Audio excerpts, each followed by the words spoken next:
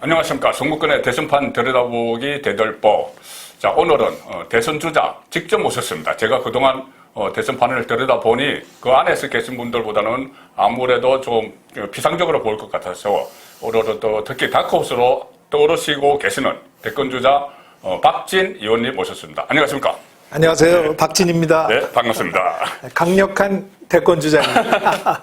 사선 국회의원이시고 정치 1번지 종로구에서 만 3선, 지금은 그 8년간 그 교수로 계시다가 외대 교수로 계셨죠. 네. 그리고 다시 정치권에 다시 오셔서 지금은 강남을인데 종로구에서 3선을 하셨어요.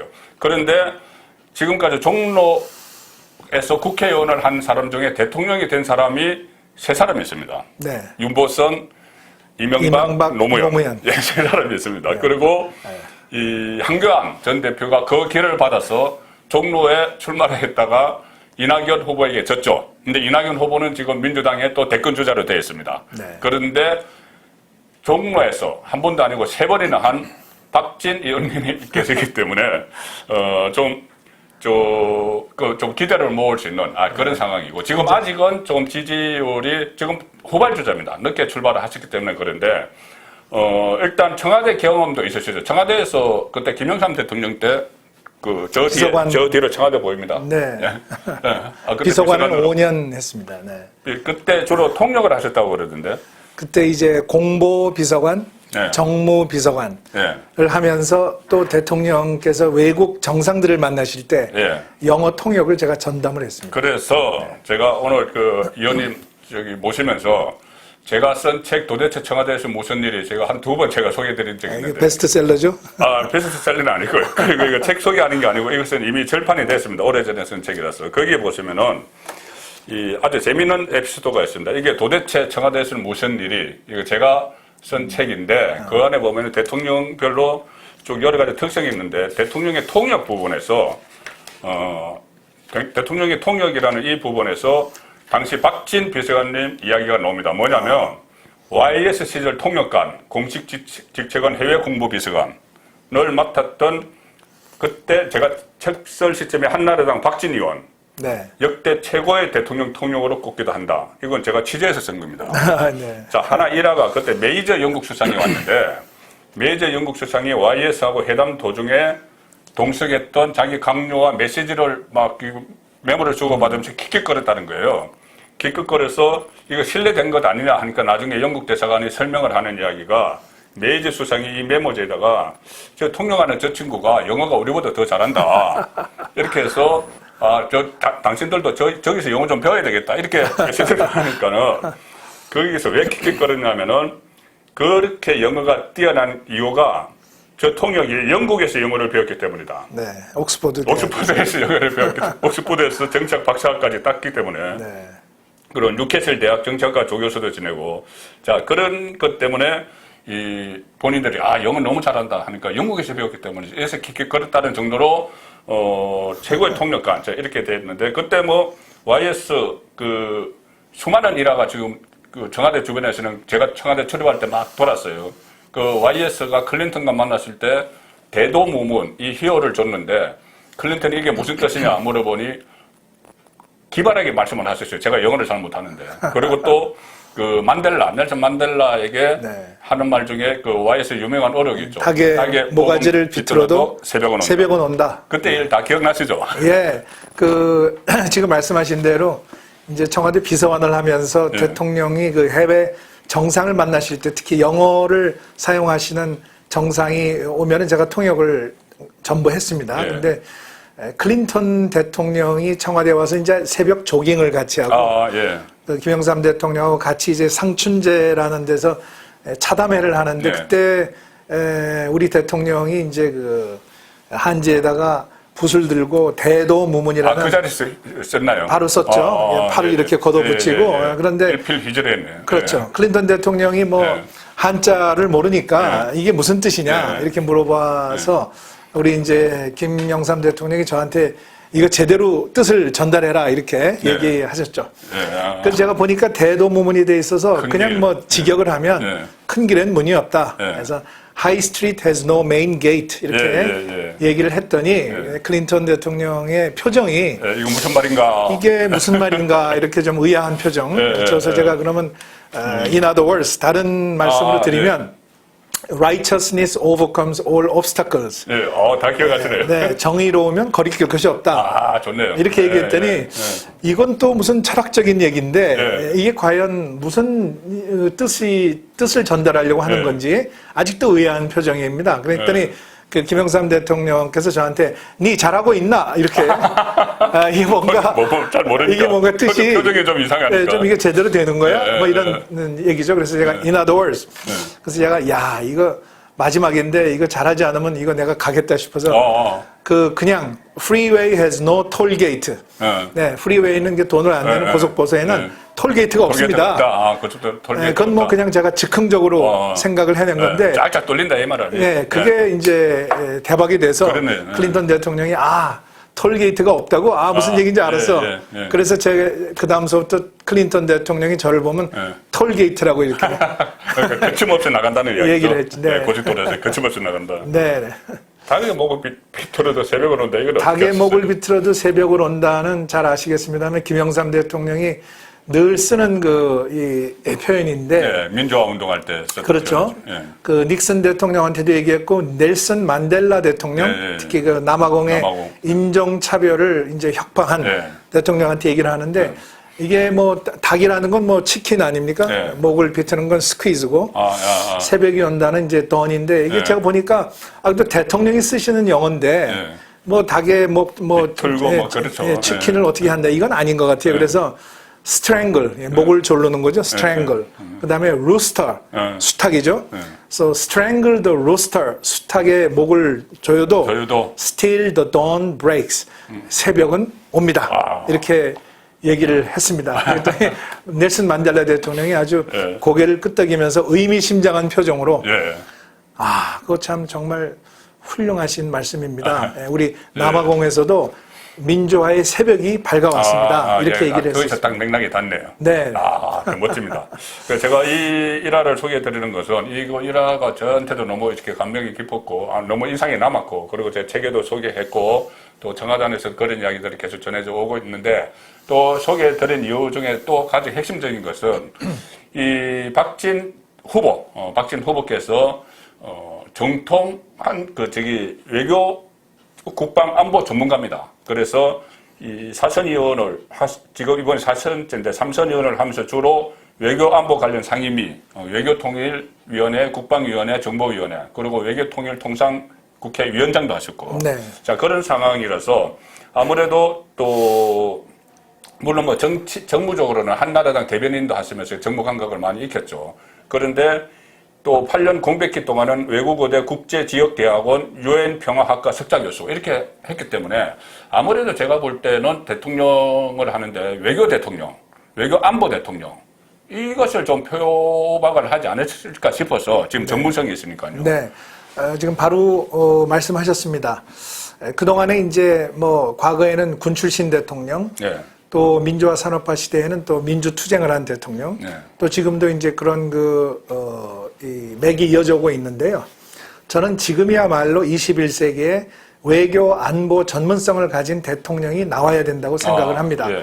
사실은 지금 이렇게 우리 국민이 분열하고 또 경제가 추락을 하고 또 나라가 후퇴하는 이런 정치는 이제 우리가 중단하고 미래로 나가는 새로운 대한민국이 돼야 되는데 그러기 위해서는 안보가 가장 국가의 존망을 좌우하는 큰 국가 이익 아니겠습니까? 안보가 있어야 경제가 살고 경제가 살려면은 외교가 그걸 둘러싸고 있는 환경을 만들어줘야 되는데 외교 안보가 실패하면 경제도 실패하고 나라도 실패한다. 그렇죠.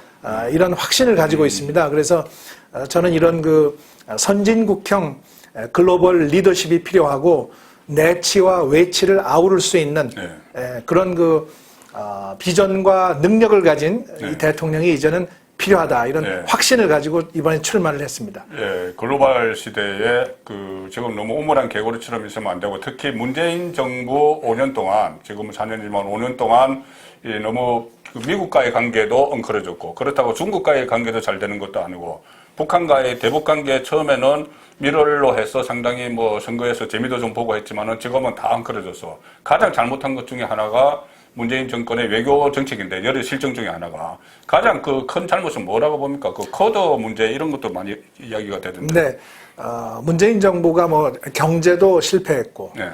또 국민 통합에도 실패했지만 결정적으로 실패한 것은 저는 외교라고 봅니다. 외교. 예. 거의 뭐 외교 참사 수준이다 이렇게 얘기를 할 수 있겠습니다. 네. 가장 중요한 우리 한미 동맹 아니겠습니까? 민주주의와 법치, 인권, 시장 경제를 공유하는 가치 동맹인데요. 네. 그 동맹한테 신뢰감은 못 줘도 불신감을 주면 안 되지 않겠습니까? 네, 네, 정부가 친중 그리고 또 종북 이런 정책을 취하다 보니까 북한 하면서 계속 북한에 끌려다니고 또 중국이 와서 한마디 하면은 저자세로 또 할 말을 제대로 못하니까 그렇죠. 당당한 외교가 안 되니까 미국이 봤을 적에 한국은 과연 우리의 동맹인가? 우리가 신뢰할 수 있겠나? 이런 불신감이 생긴 거죠. 그러다 보니까 한국과 미국 간의 방위비 분담 문제라든지 또는 전시작전권 전환 문제 또 한미 연합훈련 문제가 나올 때마다 사사건건 한국과 미국 간의 불협화음이 나왔죠. 그래서 한번 불신을 하기 시작하면은 그게 금방 그렇게 풀리지 않지 않습니까? 한미 관계에서 동맹의 불신감을 심어준 거 너무 잘못했고요.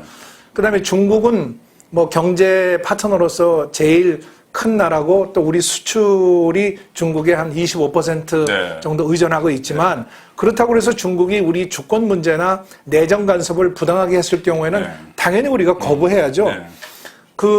중국에 대해서 할 말을 제대로 하고 당당한 주권 외교를 해야 되는데 그게 제대로 안 됐기 때문에 지난번에 사드 같이 우리 한국을 방어하기 위한 북한의 핵과 미사일로부터 방어하기 위한 최소한의 안전장치 아니겠습니까? 그걸 중국이 해라 하지 말아라. 이거는 내정 간섭이죠.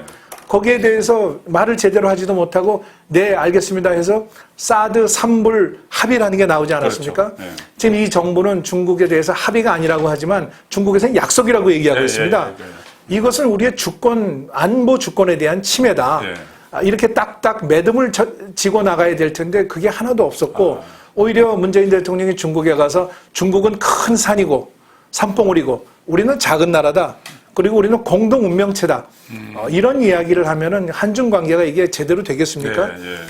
건강한 수평 관계가 돼야 되는데 우리가 무슨 중국에 조공 외교하는 건 아니지 않습니까? 그런 면에서 외교는 저희 참사다 이렇게 보고 있습니다. 그러니까 외교 참사가 그냥 안보 문제뿐이 아니고 외교 참사가 일어나는 건 안보 문제뿐이 아니고 물론 경제하고는 다 연결된 거고 그런데 최근에는 국민 건강까지 연결이 돼서 백신 도입이 지금 미국이 우선적으로 백신을 제공하는 나라가 커도 가입국에는 우선적으로 하고 있죠. 뭐 인도나 호주, 일본 이쪽에는. 근데 그런 문제까지 다 걸려있는 외교안보 문제인데 그냥 단순히 어떤 이념적으로 할 문제가 아니죠. 다 국익에 맞도록 국익 우선주의를 해야 되는데 그걸 많이 놓칠 것 같아요. 네, 지금 안보는 가장 중요한 것이 경제 안보입니다. 물론 안보의 가장 원래 의미는 이제 군사 안보죠. 그러나 지금은 이제 경제와 안보 사이에 벽이 허물어진 시대에 우리가 살고 있습니다. 과거에는 탱크나 군함이나 또 잠수함이나 폭격기로 전쟁을 했다면 지금은 반도체로 디지털 전쟁을 하는 시대가 되지 않았습니까?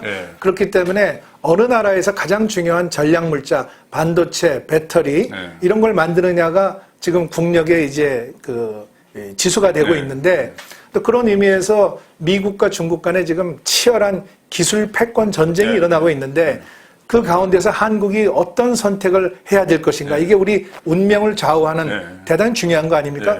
그런데 여기서 애매하게 양다리 걸치기를 하거나 또는 균형 외교를 한다고 했는데 그것이 결국은 이제는 더 이상 그것이 지속될 수가 없다. 미국과 한국이 첨단 기술 동맹을 맺어서 반도체, 배터리, 또 바이오, 또 인공지능, 그다음에 6G 이런 분야에서 우리의 미래 먹거리를 찾아야 되거든요. 그렇기 때문에 저희가 이제 집권을 하고 제가 대통령이 되면 한국과 미국 간의 첨단 기술 동맹을 업그레이드해서 미래 먹거리를 찾고 청년 일자리를 만들겠다 이렇게 생각을 하고요.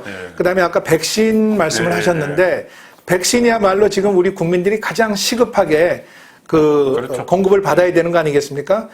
뭐니 해도 백신을 맞은 사람과 안 맞은 사람의 차이는 크고 집단 면역으로 가기 위해서는 최소한 70%의 국민이 2차 접종까지 끝내야 되는데 지금 거기에 뭐 턱없이 지금 모자란 상태고 계속해서 사회적 거리두기는 4단계로 유지가 되면 이 자영업, 소상공업 또 그리고 일반 그 국민들 얼마나 지금 고통을 많이 받고 있습니까? 그래서 미국에 남는 백신을 먼저 빌려주고 우리가 나중에 확보해서 갚겠다 하는 그 소위 백신 스와프를 미국에 제의를 하라고 그렇게 우리가 작년 말부터 저희 야당이 이야기를 하고 저희가 또 5월 달에 미국에 가서 그 백신 스와프를 설득을 했는데 이 대통령은 정작 백신 스와프에 대해서 미국 대통령한테 이야기를 안 했다는 거거든요. 저는 그 참 믿을 수가 없습니다. 과연 무엇이 국가적으로 우선순위인지 국민의 보건과 의료를 위해서 대통령이 뭘 해야 되는지 그 부분부터 저는 제대로 안 돼 있다.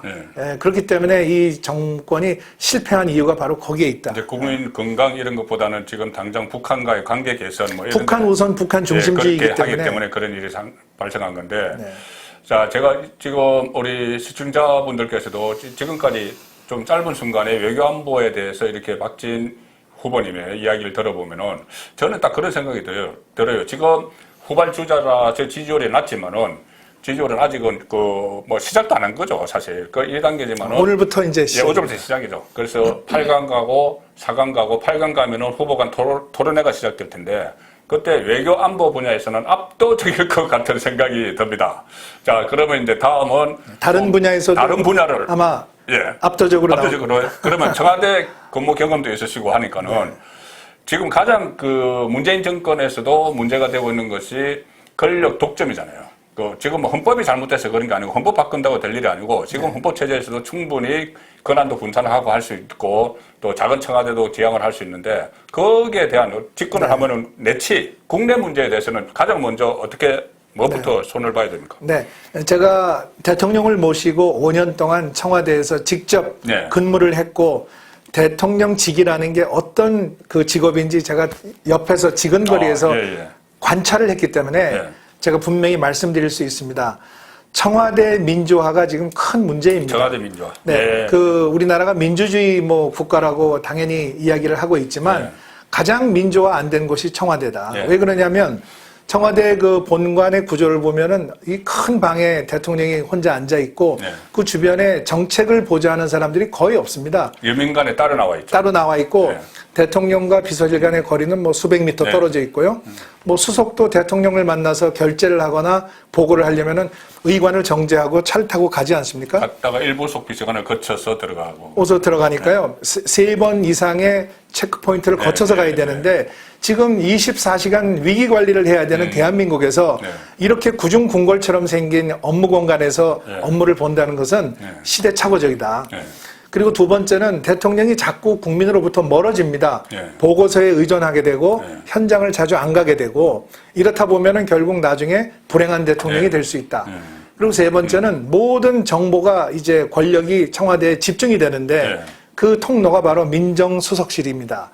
민정수석실은 검찰, 경찰, 국세청, 국정원, 감사원 이렇게 대한민국의 최고 권력기관들이 전부 그 몰려있는 그런 그 부서인데 거기에 대통령이 말하자면 잘못하면은 보고서에 중독이 되고 포로가 될 수 있다.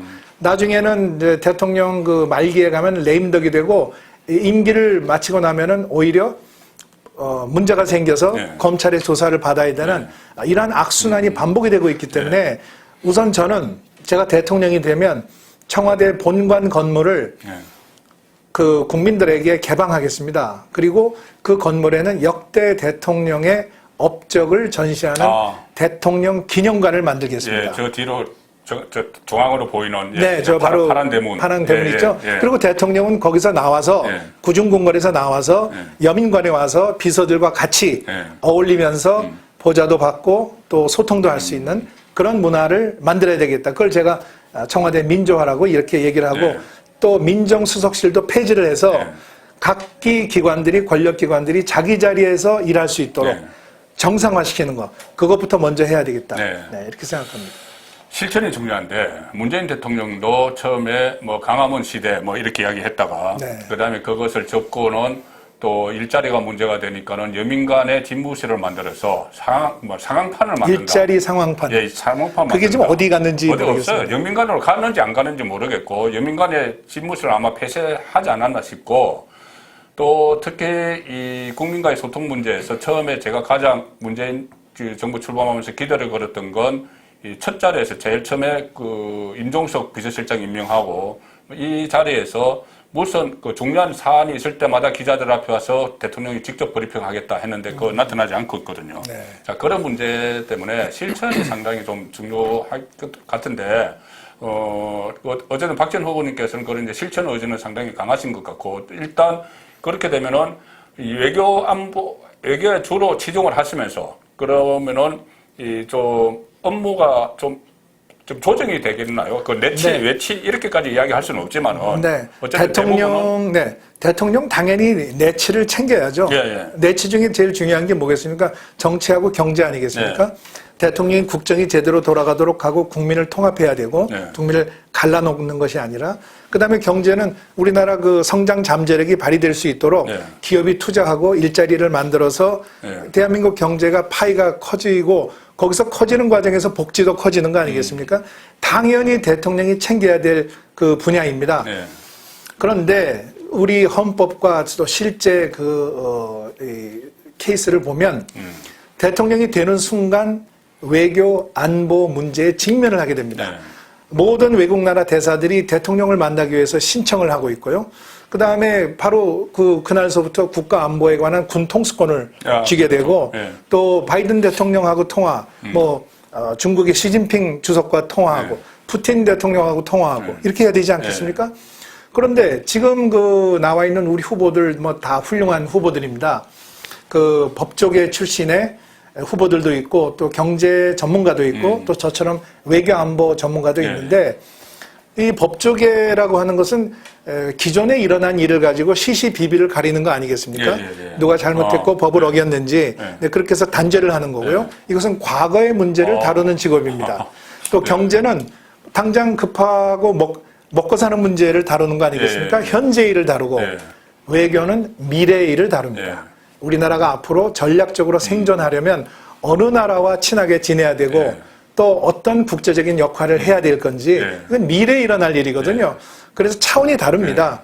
그래서 이제 제가 대통령이 되면 당연히 정치 경제를 두루 살피면서 국무총리가 경제에 식견이 있는 그런 국무총리가 매일매일 경제 실무 행정을 챙기고 당은 이 여당과 야당 간의 이 협상이 있지 않겠습니까?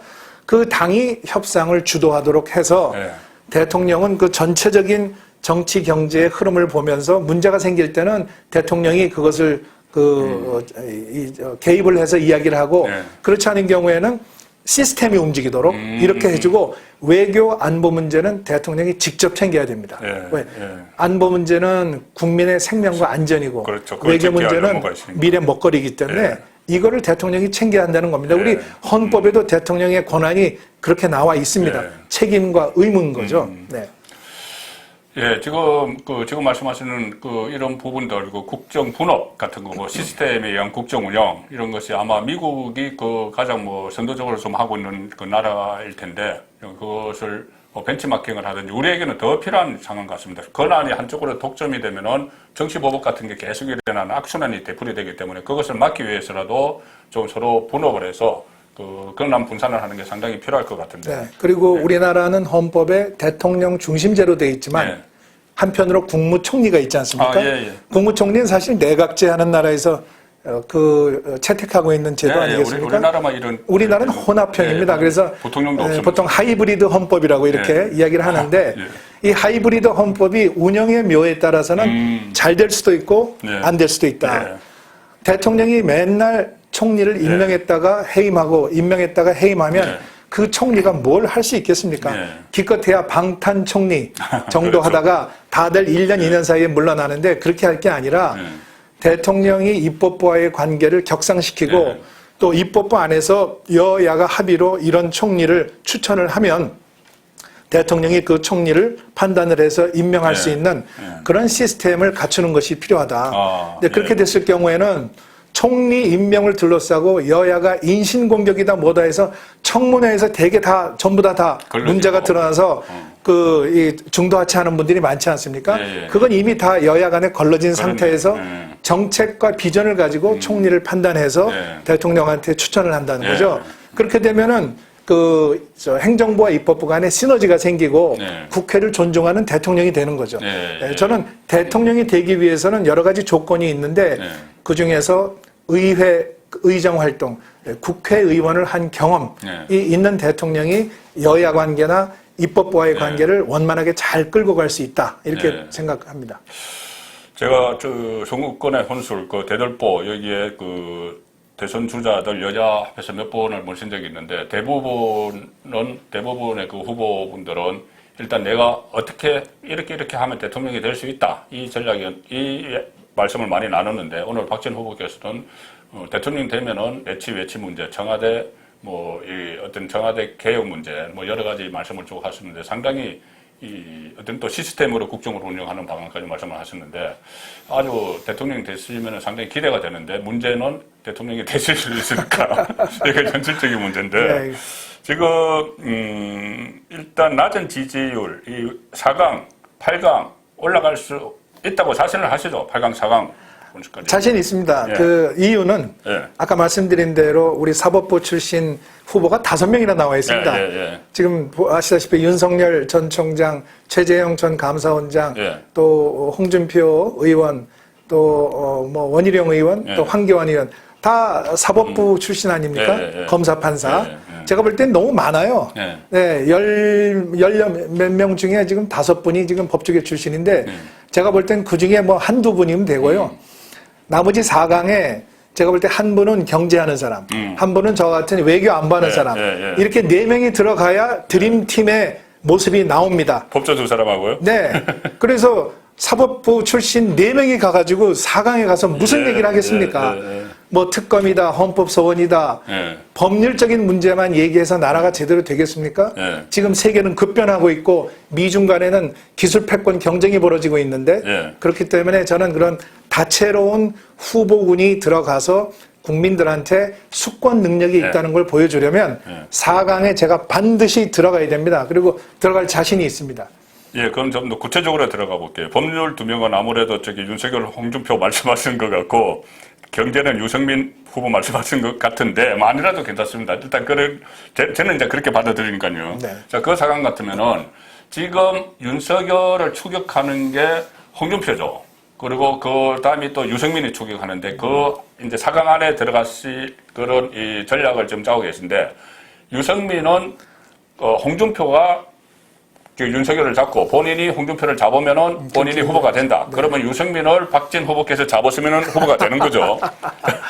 잡는다기보다도 정책에서 따라서 따라잡아야죠. 예, 따라잡아야죠. 자, 그러면 지금 홍준표, 유승민 가장 지금 핫한 이슈가 이 지지율이 특히 여야 통틀어서 하는 지지율이 아니고 범야권 후보 적합도 조사에서 윤석열을 추격을 하고 있는데 그것이 구체적으로 세부적으로 보면은 주로 민주당 계열, 진보층 유권자들의 지지를 받고 있다. 그래서 역선택이다. 이렇게 이야기하는데 자, 역선택 2가지죠. 제가 몇 차례 말씀드렸는데 하나는 저 사람이 만만해서 아니면 이 사람이 야당 중에서도 그래도 대통령감이라서 그래도 나중에 진짜 이 사람이 후보가 되면은 우리 후보보다 비교를 해서 우리 후보보다 나오면은 민주당 후보보다 나오면은 찍을 수 있어. 이건데 어느 쪽이 비중이 크다고 보세요? 제가 볼 때는 지금 이제 역선택 방지 조항을 놓고 왈가왈부하고 있지 않습니까? 제가 볼 때 이거는 선택의 문제라고 생각을 합니다. 그냥 우리 당원들끼리, 우리 당을 지지하는 사람들끼리 모여서 우리 당 후보를 뽑을 건지 아니면은 외연을 확대하기 위해서 정권 교체에 도움이 된다는 판단으로 100% 국민 경선으로 할 건지 이건 선택의 문제입니다. 일도 양단으로 얘기할 수 있는 문제는 아니죠. 제 생각은 내가 민주당을 지지하거나 지지하는 당이 없다 하더라도 국민의힘에 나온 후보 중에 나는 이 후보가 좋다. 또 이 후보가 나한테 직접적으로 도움이 될 수 있는 공약을 들고 나왔다. 예. 또 이 후보가 내가 살고 있는 지역과 또 무슨 연고가 인연이 있다. 뭐 여러 가지 이유에 의해서 지지할 수 있다고 생각합니다. 예. 제가 국회의원을 지금 4번째 하고 있는데요. 예. 종로에서도 하고 강남에서도 하는데 거기에도 그 뭐 영남권 주민도 있고 또 호남권 주민도 있고 향후에도 다 있고 충청권 주민도 있는데 그 호남권 주민 중에 그럽니다. 나는 민주당 지지지만 국회의원은 난 박진이 좋다.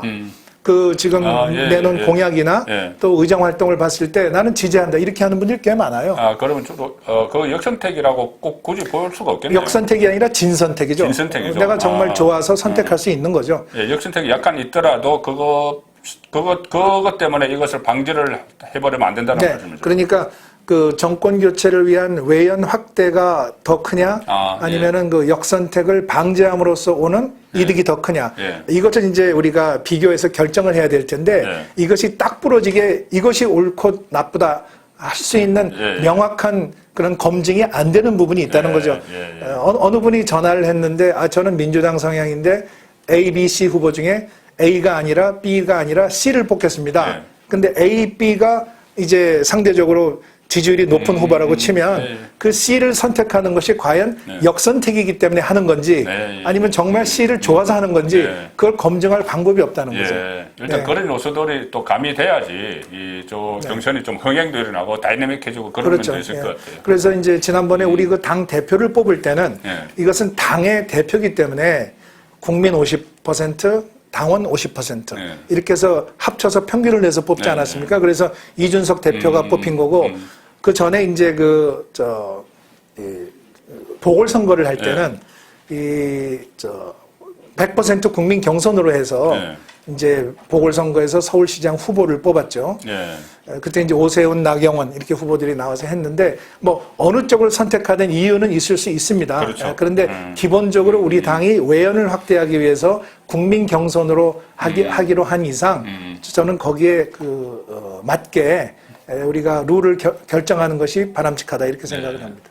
알겠습니다. 또 오늘 이 박진 후보님과 나눈 이 대담 내용은 영남일보의 실리입니다. 실리이기 때문에 특히 또 대구 경북도 그렇지만은 전체 또 많은 분들이 궁금해하시는 분 중에 하나가 부분이 박근혜 전 대통령 탄핵 이야기인데 또 이명박 전 대통령 수사 이야기 결국은 윤석열 전 총장과 이렇게 서로 연결이 안 될 수 없는 부분입니다. 그런데 박근혜 전 대통령 국회에서 탄핵할 때는 국회의원이 안 있었죠. 안 있었고 거기에 대해서 뭐 책임론 이런 거는 아닌데 그때 교수 입장에서 또 보수 정당에 몸 담았었던 입장에서 그때 상황을 보면서 어떤 생각을 하셨고 지금 거기에 대해서 또 어떻게 정리를 해야 된다고 보시는지까지 좀. 참 대단히 안타까운 일이었습니다. 우리 보수 정당이 한국의 참 최초의 여성 대통령을 뽑고 또 정치를 국민을 통합을 하면서 남북 통일을 바라보는 그러한 정당인데 어쨌든 실패한 정권으로 취급을 받으면서 그렇게 탄핵이라는 그런 극한적인 상황까지 간 것은 대단히 참 안타까운 일이었다. 저는 이제 박근혜 대통령은 제가 국회의원 처음 할 때 2002년 8월 8일에 이제 종로에서 재보궐선거로 당선이 돼서 국회에 처음 갔는데 그때 과학기술정보통신위원회에 초선의원으로 갔습니다. 그때 이제 보면은 상임위원회는 가나다라로 앉지 않습니까? 이름이. 그러니까 제 옆자리가 박근혜 의원이 계시고 제가 있고 그 옆에 박헌기 의원에서 박씨 3명이 이렇게 영천의 박헌기 의원. 이렇게 같이 나란히 앉아 있었죠. 처음에 국회에 들어와서 처음 만난 의원이 박근혜 당시 의원이었고요. 그 다음에는 이제 당 대표 선거에도 나갔었고 또 박근혜 대표께서 천막 당사 시절에 제가 국제위원장을 맡아서 모시고 미국에도 가서 의원 외교도 하고 그래서 대화도 많이 나눴죠. 참 성품이 반듯하시고 국가 간에 투철한 분이죠. 그런데 어쨌든 그런 곤욕을 치르고 지금 또 영어의 몸이 돼 있는 건 정말 안타까운 일이기 때문에 빨리 박근혜 대통령 사면이 이루어져서 우리 국민 통합이 이루어지고 또 우리 당이 정권 교체할 수 있는 그러한 여건이 조성이 되기를 바라고 있습니다. 만약에 문재인 정권에서 사면 안 하고 박진 정권이 들었으면 바로 사면 1호 사면해야 된다고 생각합니다. 1호 국정 가야겠네요. 네. 예, 좀 박근혜 전 대통령에 대한 이런 뭐 안타까운 마음도 계신데 혹시 저 마지막으로 그 대구 경북에는 어떤 뭐 연구 같은 게 좀 있으신가요? 네, 저희 독자들이 대구 경북에 많이 네, 계시기 때문에. 뭐 대구 경북 뭐 그냥 통상 뭐 TK 예. 네 이렇게 이야기를 많이 하고 계신데 저는 그 TK 지역에 친구도 많고 우리 지금 당에 계신 의원들 뭐 거의 다 참 친하게 지내고 있고요. 또 아까 말씀드린 과학기술정보통신위원회에 있을 때 그 대구 경북 과학기술원인가요? 디지스트. 네. 그 이렇게 아주 아름다운 산으로 둘러싸인 곳에 그렇죠. 거기 무슨 그 큰 새가 와서 알을 품은 곳이라고 하는데 거기에 디지스트 만드는 곳을 저희들이 국회에서 아주 열심히 지원을 많이 했고 또 지금 저 도지사 하시는 이철우 도지사는 참 저는 나이도 갑장이고 국회에서 아주 참 여러 가지로 많이 친하게 또 지냈고 대구 또 시장 하시는 권영진 시장도 그 전에 그 이회창 총재 있을 때부터 계실 때부터 저희들이 같이 일을 많이 했었고 많은 친구들을 가지고 있고 대구 경북에 의해서 그 지역의 지지도 지금 많이 받고 있습니다. 앞으로 더 지지해 주시면 감사하겠습니다. 알겠습니다. 오늘 제가 여쭤볼 것도 상당히 많고 한데 지금 다음 일정이 있으시고 뭐 대선 주자들 오늘부터 제일 바쁘죠. 9월 1일부터 본격적으로 레이스가 시작됐어요. 네, 오늘부터 땅 하고 시작이 됐습니다. 땅이 시작됐으니까는 이만 놓아드리고 대신에 지금 이 8강, 4강 올라갈 때마다 후보 됐을 때 또 대통령 됐을 때 그 단계마다 한 번씩 모셔가지고 제가 말씀을 듣도록 하겠습니다. 8강 올라갔으면 한 번 나오시고 4강 올라갔으면 한 번 나오시고. 제가 마지막으로 한 마디만 할까요? 그 대구 경북 그 지역을 제가 곧 방문하겠습니다. 그래서 현지에서 민심을 듣고 대구 경북 지역의 발전을 위해서 대통령이 무엇을 해야 하는지 직접 제가 가서 말씀을 듣도록 하겠습니다. 저는 지금 그 555 전략을 가지고 나왔습니다. 우리 지금 대한민국의 그 경제 성장 전망치가 내년에 3%인데요. 지금 세계는 4%로 내년에 발전을 하게 돼 있고 중국은 5% 이상으로 가고 있기 때문에 제가 집권을 하면은 3년 차에 그러니까 2022년, 23년, 24년에는 성장률 5%를 회복하도록 하겠습니다. 그렇게 되면은 대한민국의 1인당 국민소득의 5만 불 시대가 열립니다. 지금 우리가 3만 5천 불 수준인데 우리보다 조금 높은 데가 이태리, 그 다음에 일본, 그 다음에 프랑스입니다. 근데 최근에 이태리는 우리가 앞섰다고 합니다. 그러니까 일본, 프랑스를 따라잡으면 우리가 G5가 됩니다. 그래서 5% 성장률, 소득 5만 불, 그 다음에 G5. 그래서 555 시대를 박진희 꼭 열겠습니다. 외교 대통령, G5 대통령을 희망하시고 지금 오늘부터 본격적으로 뛰기 시작한 우리 박진 후보님 모시고 여러 가지 말씀 나눠봤습니다. 고맙습니다. 네, 감사합니다.